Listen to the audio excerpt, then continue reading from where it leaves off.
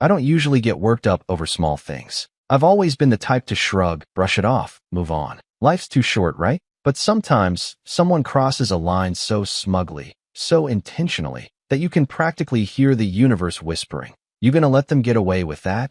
My name's Jason. I'm 27, work in digital marketing, and for the most part, I try to stay out of family drama. I live about an hour away from my parents, in a small but cozy apartment that I keep cleaner than anyone else in the family thinks is normal. My sister, Hannah, is 25 and lives with our parents still, by choice, not necessity. She always had a knack for dodging responsibility. Funny thing is, growing up, everyone treated her like a delicate glass sculpture and me like the backup plan. She could do no wrong, even when she obviously did. And me? I could bring home a scholarship, clean the entire garage, and cook dinner, and the best I'd get was a, "That's what you're supposed to do." Typical, right? Our family dynamic has always been complicated. My parents are old school. My dad worked in construction his whole life and values grit and not whining about things, while my mom was the type who would iron socks and lecture you about posture. We weren't a hug-it-out family. Feelings were for holidays and Hallmark cards. Still, I made peace with it all until Hannah started dating Kyle. Kyle was the kind of guy who walked into a room and immediately started sucking up all the air. He talked too loud, laughed too hard at his own jokes, and always made sure the conversation circled back to him. You know the type. Wore expensive watches he didn't buy himself, called people bro, even when he was mad, and acted like every moment was a scene from some movie where he was the star. I tolerated him at first, mostly for Hannah's sake. But over time, it became clear Kyle thought of himself as part of the family, and more importantly, thought of me as less than. I'll never forget the first time I saw that smirk of his. It was last Christmas. My mom had invited everyone over, me, Hannah, Kyle, a couple of cousins, and insisted we do the whole sit-down dinner thing like we used to when we were kids. I arrived with a bottle of wine and a store-bought pecan pie because I knew better than to show up empty-handed. Kyle, on the other hand, showed up late, empty-handed, and somehow still got the best seat at the table. I was in the kitchen helping my mom plate the mashed potatoes when I heard him say, "Hey, Jason, you don't mind sitting at the kids' table, right?" I thought he was joking, so I laughed. He didn't. Neither did anyone else. My mom looked at the floor. My dad cleared his throat. I sat at the fold-out table by the window. That night should have been my warning sign. Over the next few months, Kyle started showing up to more family events. Birthdays, Sunday dinners, even my dad's 60th, which was supposed to be a low-key guy's barbecue. Kyle arrived wearing loafers and aviators, brought a Bluetooth speaker blasting 2000s rap, and started calling the neighbors legends. Everyone laughed, except me. My dad even clapped him on the back and said, "You're all right, kid." That stung more than I wanted to admit. Because no matter how hard I tried growing up, that kind of casual approval never came my way. But the real breaking point? That came a few weeks ago. My mom had planned a small dinner at a downtown Italian place she liked. Nothing fancy, but nicer than our usual family outings. She wanted to celebrate Hannah getting a part-time gig at some boutique marketing agency. "It's just a trial period," Hannah had told the family group chat. But apparently, that still warranted a reservation, dress code, and family applause. I was genuinely happy for her. I know how hard it can be to break into the industry, especially when you don't have much work ethic. But I kept that part to myself. I RSVP'd, showed up 10 minutes early, and brought her a bouquet of daisies. She always loved daisies. The restaurant was cozy, all warm lighting and vintage decor. Our table was in the corner near a fake fireplace, already half filled when I got there. My parents were seated together, and 2 empty seats were left, one next to them and one across, by the window. I placed the flowers in front of Hannah's chair and went to slide into the spot next to my mom. That's when I felt the hand on my shoulder. "Hey, freeloaders don't get the best seats," Kyle said, chuckling like we were old pals. He slid right into the seat I was about to take, leaned back, and gave me that same smug smirk he wore like a second skin. I blinked. "Freeloader, you didn't bring anything," he said, gesturing at the empty table like I was supposed to show up with a roast pig or something. "Just messing with you, man. Take the one over there." I looked around. The only open seat was across the room, near the bar.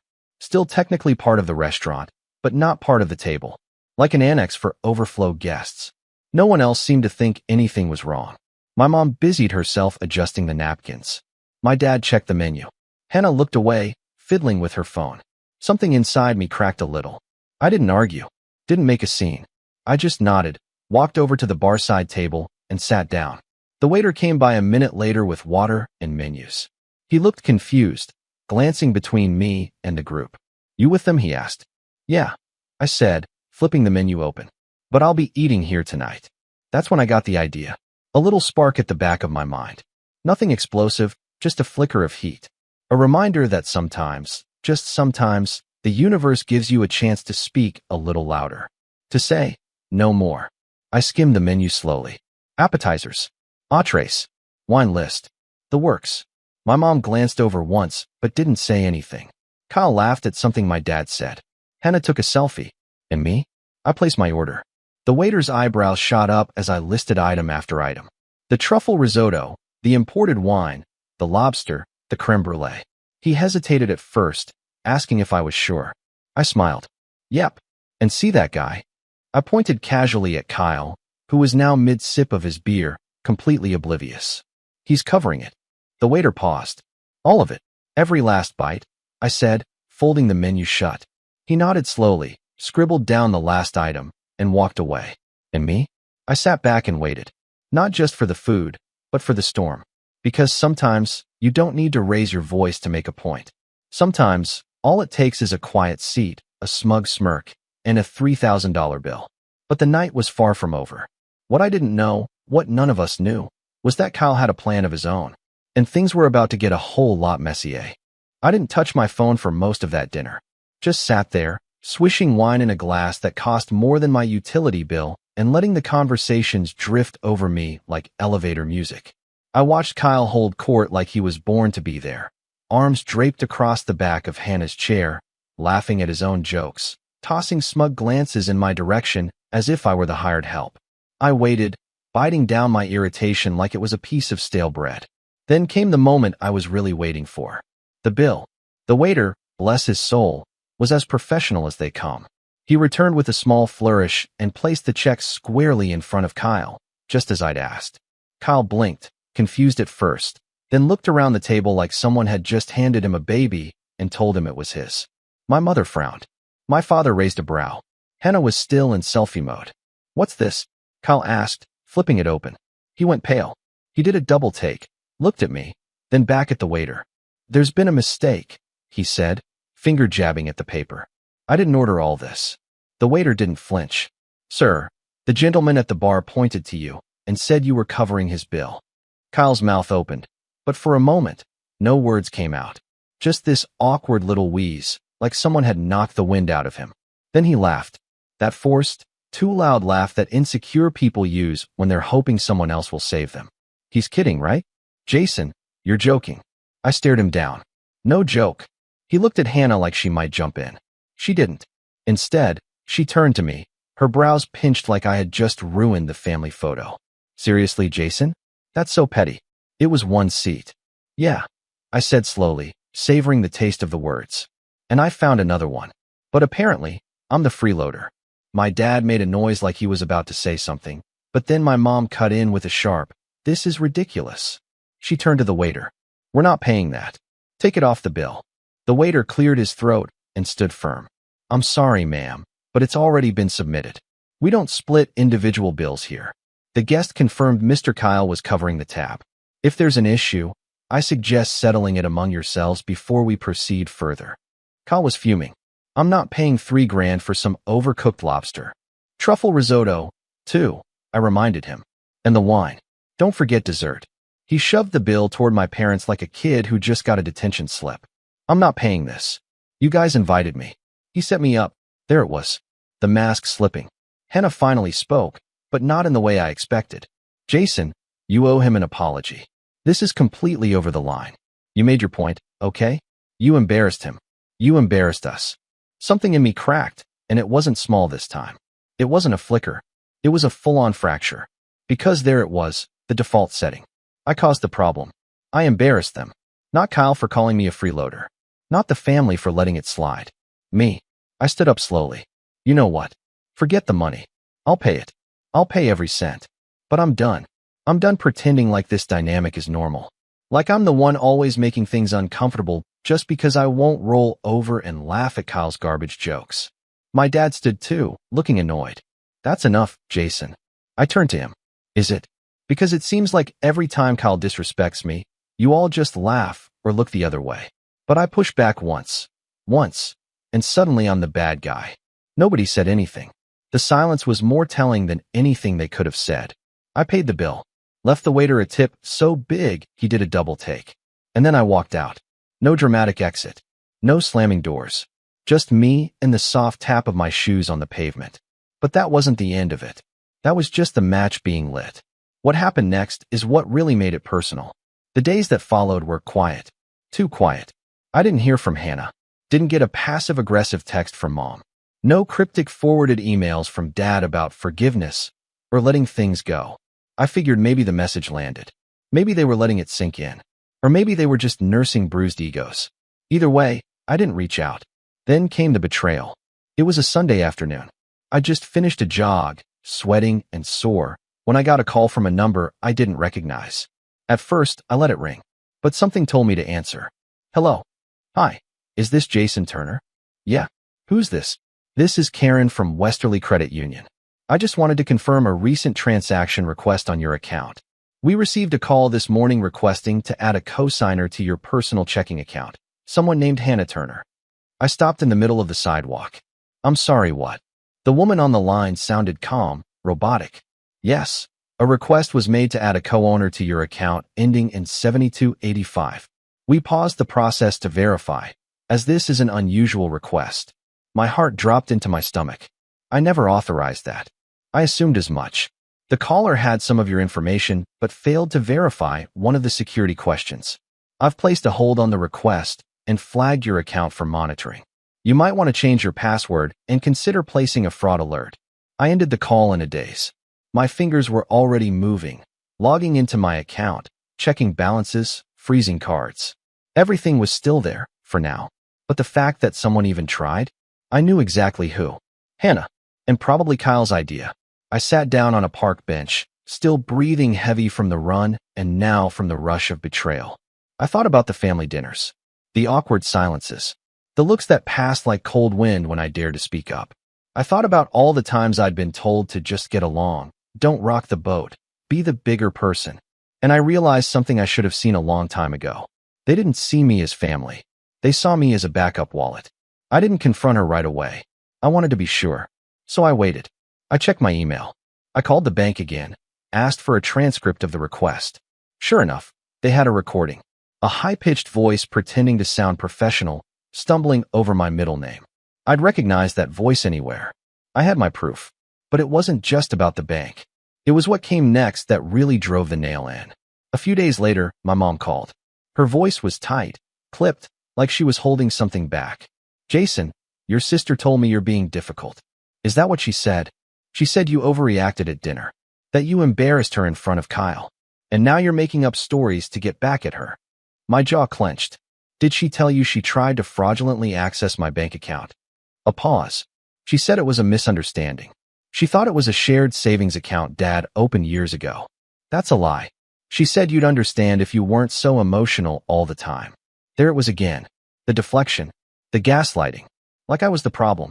Like I was somehow overreacting to identity theft. I felt the heat rise in my chest. But I didn't yell. I didn't even raise my voice. I just said, you believe her over me. Again. My mom didn't respond. So I hung up. I stared at my phone for a long time after that. Thought about all the birthdays I'd paid for. The time I bailed Hannah out of a late rent situation. The family vacations where I footed the hotel bill because Dad's card didn't go through. I remembered the time I lent Kyle money for new tires because he couldn't afford the good ones and never saw a cent back. And I finally understood what they saw when they looked at me. Not a son, not a brother, a bank, a backup plan, an ATM with a pulse. And for the first time in my life, I wasn't angry. I was done. Done being quiet. Done letting things slide. Done playing the role of the mature one while they walked all over me. They thought the $3,000 bill was revenge. They hadn't seen anything yet. Because I had a plan now. One they'd never see coming. And it started with an invitation they couldn't resist. But that part, that's where things really start to unravel. I wish I could say I woke up the next day with some master plan already in motion, fueled by righteous anger and an unshakable sense of purpose. But that's not what happened. What actually happened was, I crashed. Hard. After the call with my mom, I shut my phone off. Not silenced, off. Threw it into my kitchen drawer like it was radioactive. Then I did something I hadn't done in years. I slept for 14 hours straight. No dreams. No alarms. Just darkness. When I woke up, it was still dark outside. My apartment was quiet, too quiet. The kind of silence that isn't peaceful, but heavy. Like the air was filled with invisible weight pressing down on everything. Dishes from the night before sat in the sink. My shoes were still by the door, caked with dried mud. The half-eaten sandwich on my counter had gone stiff. And me? I stood in the middle of my living room, not really knowing what to do next. I felt empty. Not angry. Not sad. Just hollow. And here's the thing. Hitting rock bottom isn't like they show it in the movies. There's no dramatic breakdown, no shouting into the void, no rain pouring outside the window as you weep into a half-empty bottle of wine. Sometimes, it's just sitting alone at your kitchen table, staring at a cup of coffee you forgot to drink, realizing you have no one left to call. No one who really sees you. That was the first time I ever admitted it to myself. I didn't have a real family. I had a collection of people I shared blood with, people who loved the version of me that stayed quiet, contributed financially, and didn't ask for anything back. But the moment I pushed back, the moment I set a boundary, they called me emotional, petty, difficult. That realization, that was the real bottom. For a while, I drifted. I went to work, did what I had to, came home, microwaved frozen meals, and watched reruns of shows I didn't even like anymore. I didn't answer texts. I skipped calls. When my cousin Mark invited me to his wedding, I declined without reading the invite. I even ignored my birthday. No one remembered it anyway, not even Hannah. But sometimes, when everything else falls away, what's left is truth. And that truth slowly started to become my foundation. It started small. One Sunday morning, I opened the blinds. I hadn't done that in weeks. The sunlight stung my eyes, but I let it in anyway. Then I cleaned. Like really cleaned. Scrubbed the sink, vacuumed the rug, tossed out everything in my fridge that had expired. It wasn't much, but it felt like a restart. Next, I bought a new notebook. Just a plain black Moleskine. I wrote on the first page, "What do I want?" It stared back at me like a challenge. At first, the answers were simple. Peace, respect, freedom from guilt. But the more I wrote, the more it evolved. I want a circle of people who actually give a damn. I want to stop apologizing for existing. I want to build something of my own. And maybe the most important one, I want to never need them again. That became my mantra. I started waking up early. Not for work, but for me. I'd go on long walks, listen to podcasts that didn't tell me to grind harder, but instead asked better questions. I started journaling every night. Started cooking again. Real meals, not frozen trays. I signed up for a fitness class, too. Something light. Just to remind myself that my body existed and that it deserved care. I also cut off all auto payments and stopped sending money to Hannah's old Venmo account. No explanation. Just turned off the faucet. If they wanted to see me as a wallet, they'd now realize I had a log out button. Work became a strange kind of sanctuary. I used to see it as something I did to pay the bills. But now, it was structure, purpose, something no one could take from me. My boss noticed the change, said I seemed more focused, more grounded. I didn't explain why. I just thanked her and asked for more responsibility. 3 months later, I got promoted. Not huge money, but enough to move out of my one-bedroom and into a corner unit with better light. I didn't tell anyone in my family. Not because I was hiding it, because for once, I didn't need their approval to validate a win. And then, one day, something shifted. I was out grocery shopping, wearing earbuds, halfway through a podcast on emotional boundaries, when someone tapped my shoulder. It was Kyle. My entire body stiffened. He looked the same. Too much cologne, expensive jacket, hair slicked back like he was auditioning for a bad soap opera. But something about him was off. He looked nervous, sweaty, like he hadn't slept. "Jason," he said, giving me this awkward half-smile. "Man, hey, didn't expect to run into you." I said nothing, just stared. He cleared his throat. "Listen, can we talk?" "About what?" "Just stuff." Look, I know things got out of hand. I wasn't trying to. To what? I interrupted, voice calm. To get access to my bank account? To call me a freeloader while eating food I paid for? To lie to my family about me being emotional while you tried to commit fraud? He flinched. Okay. Look, I messed up, all right? I thought you'd be okay with it. I thought we were cool. Cool. That word again. That casual dismissal of accountability. That attempt to wrap a grenade in bubble wrap and call it a party favor. We're not cool, Kyle. We never were. He looked around like someone might rescue him. Hannah's mad at me, he said quietly. Says I embarrassed her. That I ruined her relationship with Mom. That none of this was worth it. I stared him down. So why are you really here? He hesitated, then shrugged. I guess I was hoping you'd, I don't know, talk to her? Help smooth things over. You're her brother. The irony almost made me laugh. I was her brother, I said. But apparently, that wasn't enough. He opened his mouth to reply, but I was already walking away. I didn't know him a single syllable more. That night, I found myself sitting at my desk, staring at the notebook again. What do I want? I flipped to a fresh page. What do I deserve? The answers came faster this time. Peace, truth, respect without begging for it. A life that isn't dictated by guilt. And that's when the final piece clicked into place. Not revenge, not petty payback, but something bigger, something permanent. A shift. I realized I had spent so much of my life trying to prove my worth to people who had already decided it didn't exist. That if I just worked harder, paid more, stayed quieter, they'd see me. But they didn't want to see me. They wanted to use me. And now that I'd walked away, they were scrambling. Not out of love, but out of loss, of control, of convenience, of access. And you know what? Good. Let them scramble. Because I was done proving anything. I was building something now. Quietly. Carefully. And soon, they'd see just how much they'd underestimated me. But first, I had one more invitation to send out. One that would look innocent enough. A birthday dinner. All of them, in one place. Kyle. Hannah. My parents. A make amends gesture. That's what they'd think. But really? It would be the final act in a play they didn't even know they were starring in. Because the table was set. And this time, the seat they slid into wouldn't be theirs to claim. Invitations can be dangerous things. One simple message, 12 words, to be exact, set the entire plan in motion. Dinner next Saturday. My treat. No drama this time, I promise. Jason. That was it. I sent it through the family group chat that had been collecting dust for months. I didn't expect replies, not immediately. But within 20 minutes, my mom responded with a passive, let's hope it goes better than last time. Hannah followed with a thumbs up emoji. My dad, predictably, sent a K. And Kyle heart reacted the message, then followed up with looking forward to it, bro. The nerve of that guy. But that was good. I wanted them relaxed. I wanted them smug. I wanted them thinking I'd come crawling back, tail between my legs, ready to beg for forgiveness and be the bigger man again. That was their pattern. Create chaos, make it my fault, then wait for me to fix it. Not this time. This time, I wasn't their doormat. I was the floor plan.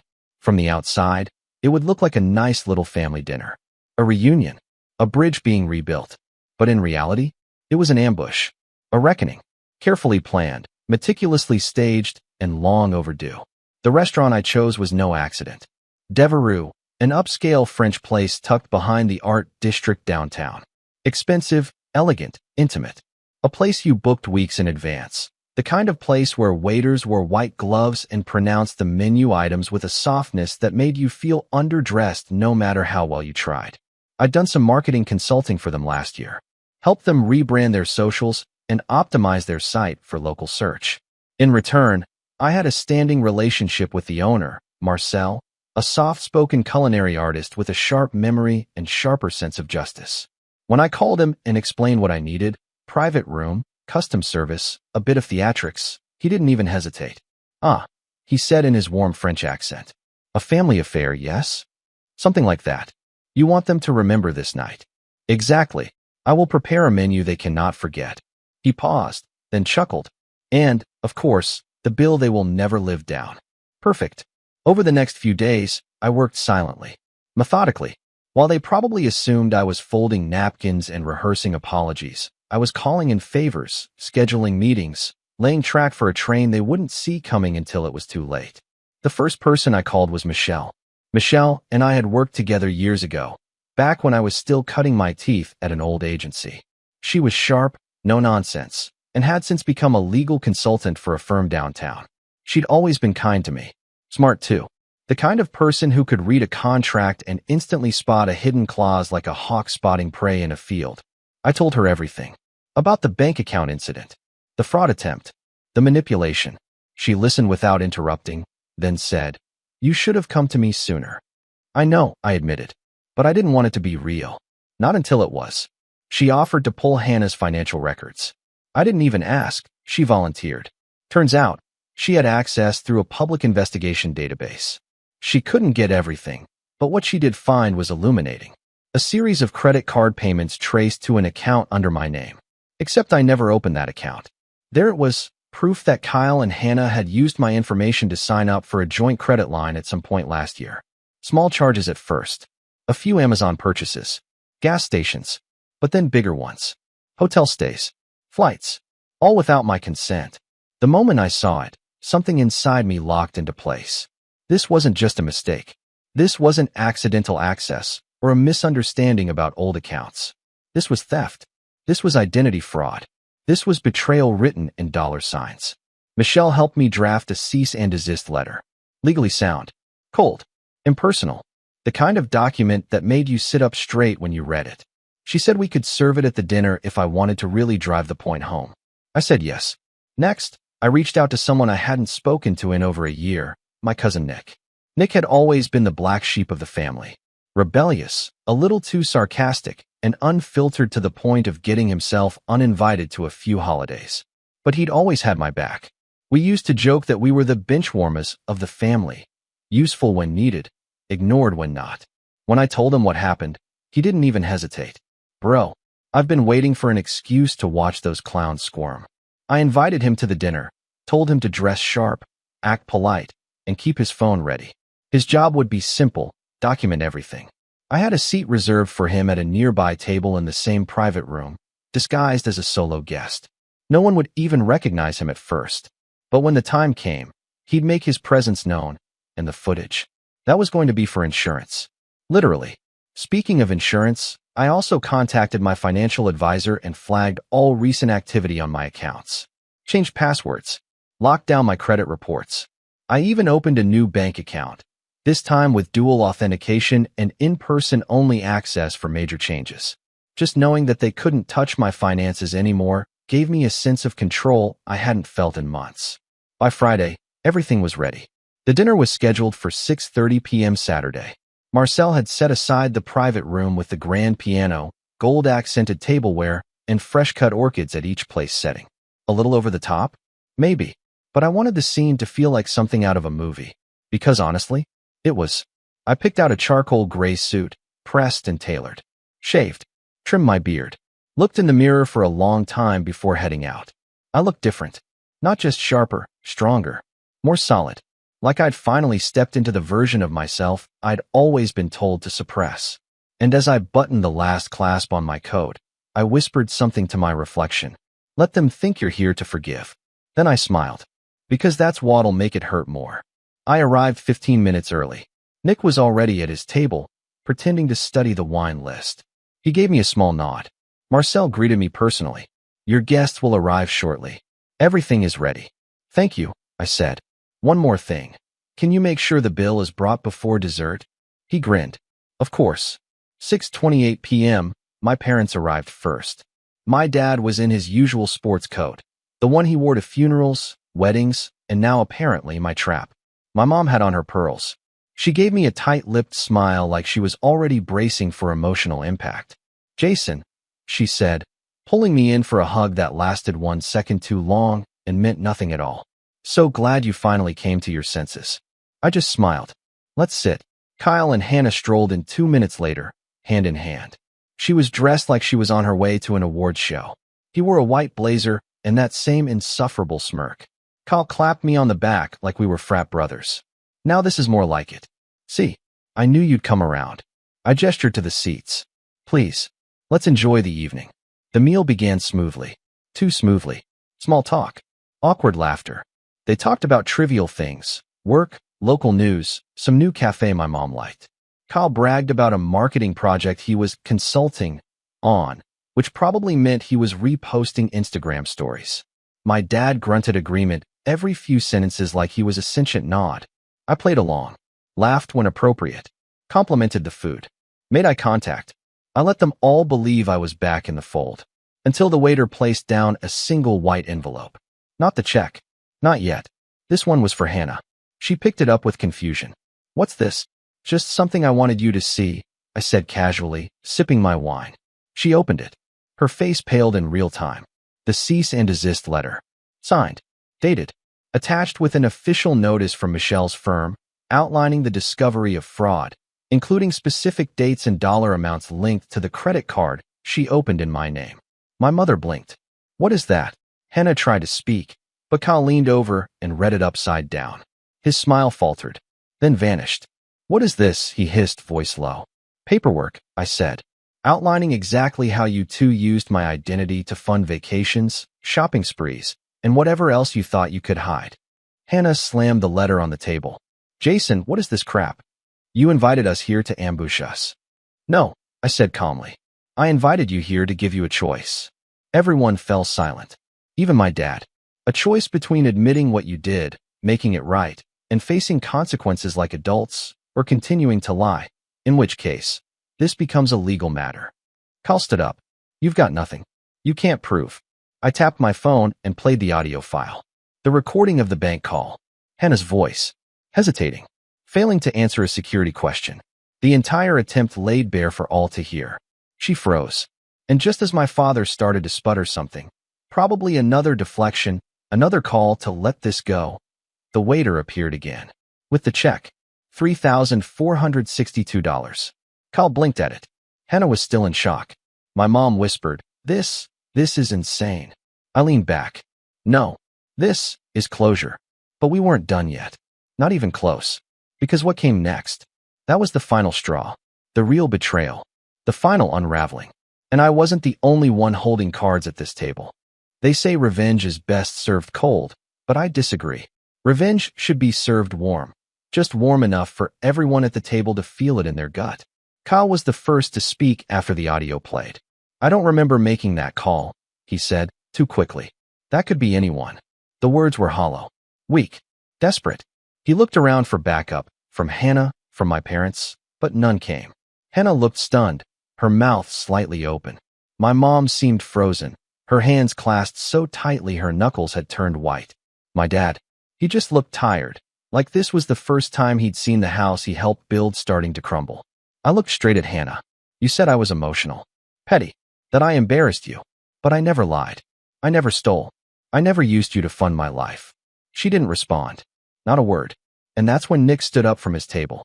I had almost forgotten he was there, lurking behind a linen napkin and a glass of wine. His phone was still recording. Hope you don't mind, he said casually. Thought someone should capture the moment for posterity. Kyle's eyes widened. You recorded this? Nick smirked. Wouldn't you? Identity theft, fraud, deception. I mean, if this were a reality show, you'd be the villain everyone loves to hate. Delete it. Hannah finally snapped, her voice cracking. This is private. Actually, Nick said, your brother invited me. I'm part of the guest list. And legally, in this state, only one-party consent is needed. Which means this is perfectly within the law. Hannah looked like she might leap across the table, but she didn't. Not with Marcel standing silently in the corner, arms folded, eyes locked on her like a disappointed maitre d', watching someone chew with their mouth open. Kyle threw his napkin onto the plate. This is bull. You lured us here under false pretenses. You wanted to make us look bad. No, I said, standing slowly. You made yourselves look bad. I just let the truth do its job. Then I took out 2 more envelopes from my inside coat pocket and slid them across the table, one to my parents and one back to Hannah. What's this now? My dad asked warily, not opening his. Boundaries, I said. Written and notarized. My mom blinked. Excuse me. Power of attorney revoked. Emergency contacts updated. Access to any joint accounts closed. I've even removed you both from my healthcare directives. Hannah's jaw dropped. You can't. I just did. My dad looked like he wanted to protest, to puff his chest and assert his authority like he used to when I was 12. But all that came out was a sigh, deep and weathered. Maybe he knew this was the end, or maybe he'd just run out of defenses. And then, finally, came the bill. Marcel returned with a silver tray. The check nestled atop it like a relic of war. Kyle picked it up, expecting, I could see it in his face, for it to be a joke, a flex, a power play. But when he read the total, $3,462.79, his face turned to stone. You're insane. Funny, I said.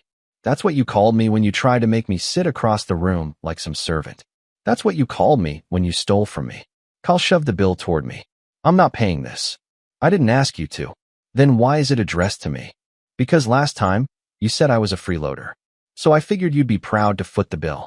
But don't worry, I already paid. He froze. Wait, what? I pulled the receipt from my coat pocket and unfolded it slowly, laying it on the table like an ace at the end of a poker game. His name had been written on the original bill. Yes, but mine was on the payment receipt. You paid it? Oh yeah, I said. I always intended to. But not before giving you the chance to do the right thing. I leaned forward. You didn't. Silence. Even the music in the background seemed to hush. Then, slowly, I placed one last envelope on the table. My final card. What is this, Jason? My mom asked. A letter. To the firm where Kyle consults. Detailing all the fraud. The joint credit card. The voice recording. The financial abuse. I haven't sent it yet. Kyle turned pale. You'd ruin me. No, I said calmly. You ruined yourself. I'm just giving your consequences directions to find you. You're bluffing. Nick laughed behind me. Oh, buddy. He's not bluffing. He's been planning this for weeks. Kyle lunged across the table, grabbing for the envelope. But Marcel stepped between us like a ghost. Fast, smooth, effortless. For a man in his 60s, he moved like a shadow. I suggest, Marcel said gently, you leave now. Kyle looked at him, then at me, and then back at the rest of the table. No one moved to stop him. Not even Hannah. He stormed out. My mom finally spoke. I can't believe you'd go this far. I didn't go far, I said, turning to her. I just stopped staying silent. Hannah stood too, shakily. We're your family, Jason. You don't treat family like this. You're right, I said. I don't. But you did. And then she was gone too. Just like that. My parents stayed a few minutes longer, neither saying much. My dad stared at the receipt, my mom at her untouched plate. When they finally stood, she said, You've changed. No, I said softly. I just stopped letting you shape me. She opened her mouth, but I raised a hand. No more speeches. No more guilt. Just go. And they did. The door shut behind them. And for the first time in years, I felt light. Not happy exactly. Not triumphant. Just clean. Like I'd rinsed off a film I didn't even realize had been coating my skin for decades. Nick came over, grinning. Holy man. That was surgical. I exhaled slowly. I'm just tired of letting other people write the story. Well, he said, clapping me on the back, tonight, you wrote the final chapter. We stayed for a while. Talked. Ate dessert. Laughed. And when I got home that night, I opened my notebook one last time. What do I want? I didn't need to answer it anymore. Because now I had something better. What I wouldn't accept. And that list was blank. Because I'd already erased every name that didn't belong.